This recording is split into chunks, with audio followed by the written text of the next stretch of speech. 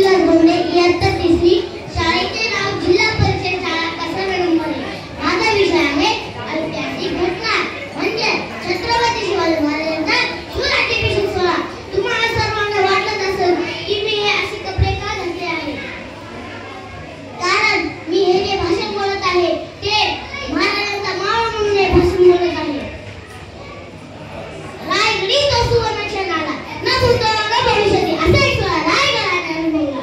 डोळ्याचे पारणे वेगळा सोहळा तो सोहळा म्हणजे छत्रपती शिवाजी महाराजांचा शिवराज्याभिषेक. आणि 6 जून 1674 रोजी हा सुवर्ण क्षण इतिहासाने अनुभवला. छत्रपती शिवाजी राजे भोसले यांच्या शिवराज्याभिषेकाची तयारी कितीतरी महिने आधी सुरू होती. शिवराज्याभिषेकासाठी निश्चित अशी कोणतीच परंपरा नव्हती. त्या परंपरेचा काही जणांनी अभ्यास केला. शिवराज्याभिषेकासाठी देशातील कानाकोपऱ्यातून अनेक राजांना आमंत्रण देण्यात आले होते. दुसऱ्या राज्याचे प्रतिनिधी, विदेशी व्यापारी, ब्राह्मण आणि सामान्य जनता असे सर्वच त्या सोहळ्यामध्ये उपस्थित होते. आज आनंदाचा दिवस होता. म्हणजे रायगडावर आनंद होता. फुलबाळांनी रायगड सजला होता.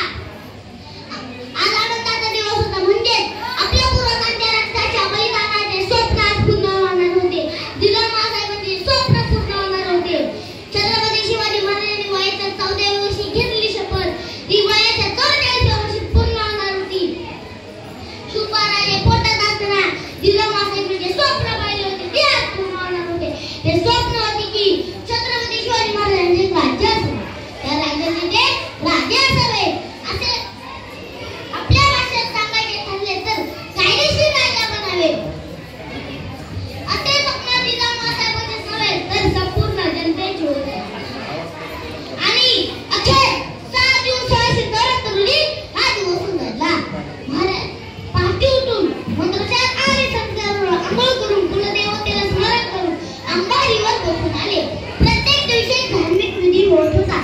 छत्रपती शिवाजी महाराजांनी आपला शिवराज्याभिषेक राजा भट्ट यांच्यावरून करून घेतला होता. माझ्या राजाच्या अंगावर पांढरे शुभ्र वस्त्र, गळ्यात तोळ्याच्या माळा, डोक्यात जिरकून घातला होता. भवानी मातेची तलवार सम्राट उरली आणि घर फिरून आले. राजा दरबारात आले. महाराजांना पाहून रायगडाच्या माथे फुलमाळांनी सजले. सह्याद्रीच्या कुशीत सगळे चौघडे वाजले. शिवराज्याभिषेकासाठी 32 सोन्याचे सिंहासन बनवले होते.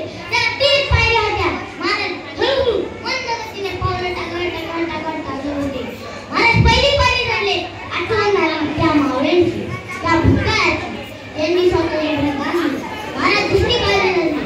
महाराजांच्या डोळ्यात पाणी आले. महाराजांच्या डोळ्यात पाणी आले. डोळ्याची पाणी टपकन गालावर आले. पाणी पुसून पुन्हा आठवण त्या मावळ्यांची. हा दिवस येण्यासाठी, हा दिवस पाहण्यासाठी